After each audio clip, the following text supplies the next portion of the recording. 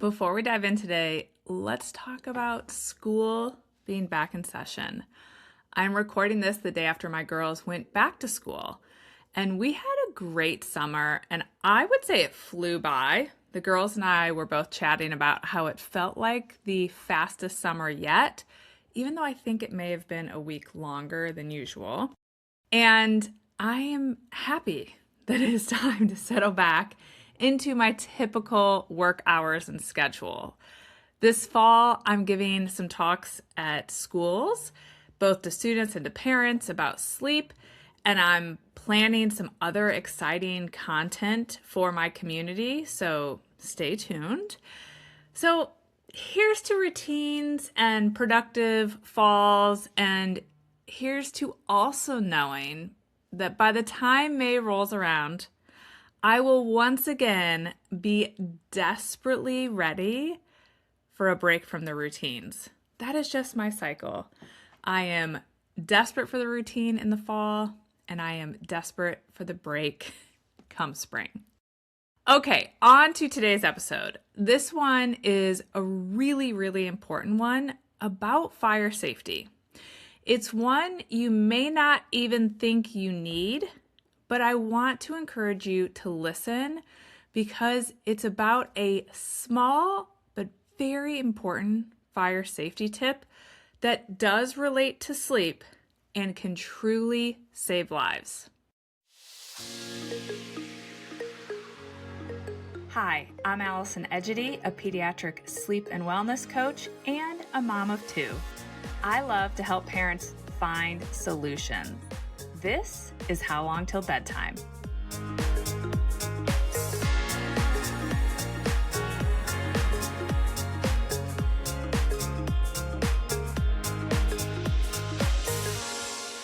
A few years ago, I came across a YouTube video from the Fire Safety Research Institute, also known as FSRI. And I don't remember exactly how I came across it, but it stopped me in my tracks. In the video, they set a house on fire and they used thermal cameras to show what happened to two bedrooms in that house simultaneously. One of those bedrooms had the door open and the other had the door closed. And the difference was staggering. The bedroom with the door open reached temperatures of over 1,000 degrees Fahrenheit.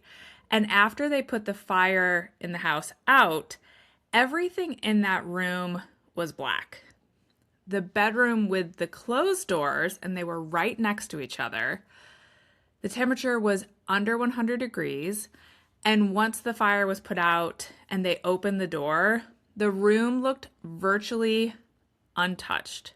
There was just smoke marks around the frame of the door. Same house, same fire, same amount of time being exposed to that fire. And the only difference was that the door was open on one and closed on the other.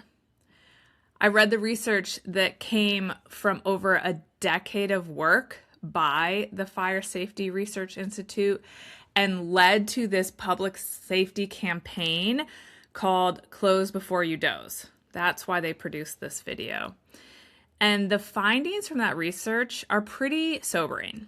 40 years ago, people had about 17 minutes to escape a house fire. Today, because of the widespread use of synthetic materials in our modern homes, that window has shrunk down to just 3 minutes.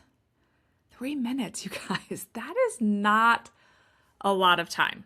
And here is a statistic that also shook me. 50% of home fire deaths happen between 11 p.m. and 7 a.m. That is when everyone is typically asleep. That is exactly why keeping bedroom doors closed when we're sleeping matters so much.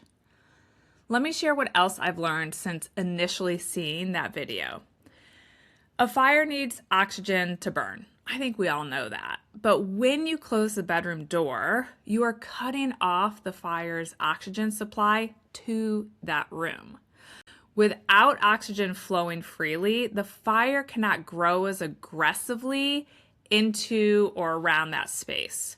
So the door really does act as a barrier, slowing the spread of heat, flames, and smoke.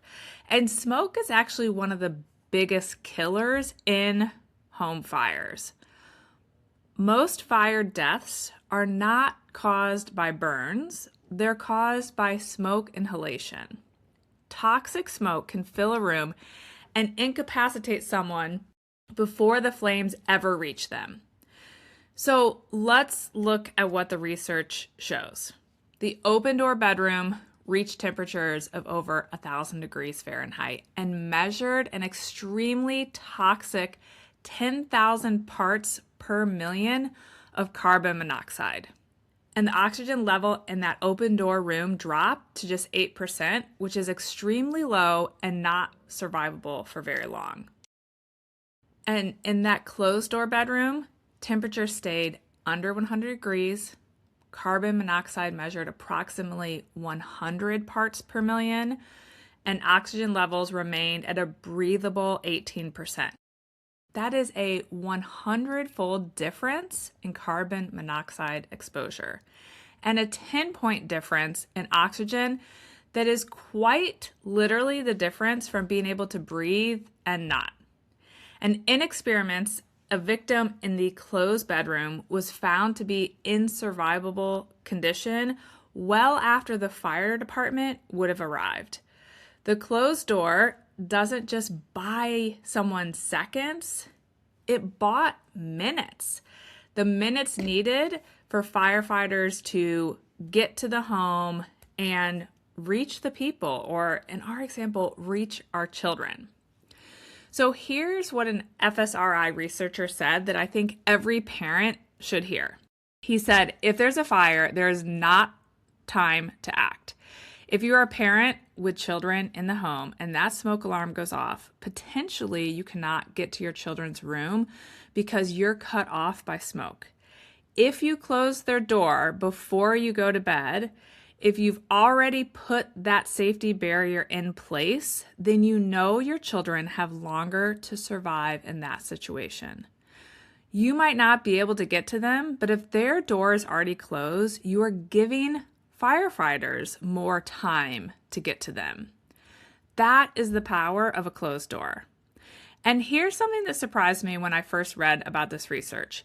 Nearly 60% of people sleep with their bedroom doors open, many under the mistaken belief that it keeps them safer in case of a fire because it would make escaping easier. And prior to seeing that video, my girls slept with their doors closed because I was protecting them from the sounds of the house, so our talking after they went to bed, the TV, the dogs moving around, etc. However, my husband and I always slept with our own door open because we thought it was important and it would allow us to hear the kids. But then I watched that video and I realized if there were a fire in this home, our kids might survive, but we would be in serious trouble. And we have slept with our bedroom door closed ever since. And I have to tell you guys, having slept with my door closed for years now, I realize that I still absolutely hear my children if there is an issue. But if your kids are a bit younger or you are a great sleeper yourself and you are not easily woken up, this is just a great reason to keep that baby monitor longer. So shut the door, keep the baby monitor. Now, I want to give you some practical guidance on how to introduce this habit if your child currently sleeps with their door open and you are already anticipating it is going to be an issue. I do not recommend telling young children that we close the door because of fire safety. Because for toddlers and these young kids, introducing the concept of a house fire can create real bedtime anxiety that is probably unnecessary. So instead, I recommend framing it in a simple and positive way. You can say something like, we close your door at bedtime because it keeps your room comfy and cozy. It helps you not get woken up by the sounds that the dog makes or the sounds Dad and I are making when we're cleaning the kitchen and getting ourselves ready for bed. These things, when you say them, they're completely true, and it focuses on comfort rather than the safety concern. And then for older children, you can absolutely have a more straightforward conversation about fire safety and explain why closed doors matter. And when you do, it's also a great opportunity to talk about your family's fire escape plan, where the smoke alarms are and what they should do if the alarms go off. So we recently had a false alarm, and it prompted us to talk to our girls about fire safety. And I actually, for the very first time, talked to them about the whole idea of having the bedroom doors closed. And if they ever were to open the door and they were to see it were too smoky for them to leave the room, that they should shut the door. So if you talk about fire safety with your older kids, you can incorporate the door concept and what their plan should be if there is a fire. And along the lines of fire safety, I hope that this episode is your friendly reminder to also check on your smoke alarms. Here's another stat that kind of stopped me in my tracks. Roughly 3 out of 5 home fire deaths happen in homes that do not have working smoke alarms, or they had no smoke alarms at all. So no working smoke alarms. That means the single most important warning system wasn't there when it was needed most. The recommendation is to test all your smoke alarms monthly and replace the batteries annually. If that low battery beep woke you up in the middle of the night recently or sometime back, because let's be honest, it's always going to happen in the middle of the night, and in the middle of the night you decided to just take that smoke alarm down and you haven't put it back up, this is your reminder to go put that smoke alarm back up. And if your smoke alarms are more than 10 years old, replace them. We've been in our house since 2012, and so we actually replaced ours, I think when it's a couple years after we moved in, but then replaced all of them again just last year. So make sure you have smoke alarms inside every bedroom and outside every bedroom and on all floors of your house. And check on them regularly to make sure they are working. So to wrap up, 50% of home fire deaths happen while families are sleeping. 3 out of 5 happen in homes without working smoke alarms. And a closed bedroom door may be the single most effective additional thing you can do to protect your family if a fire breaks out while everyone is asleep. A decade of research by the Fire Safety Research Institute tells us this. Firefighters who have rescued children behind closed doors are preaching this. As they say in their campaign, close before you doze. So tonight, close your door. Close your children's doors. And then share this episode with someone you love, because this is the kind of information we all need to be sharing. I'll link to the YouTube video and the closeyourdoor.org website in the show notes so you can see this video and the research for yourself. If this episode or any of my episodes have helped you, would you please take a moment to rate and review the podcast? It is one of the very best ways you can help us reach more parents and support my small but mighty team. And as always, thanks for listening. I hope you'll come back again next week. Bye for now. Thank you for listening to How Long Till Bedtime. To learn how we can work together to improve your child's sleep, please visit sleepandwellnesscoach.com.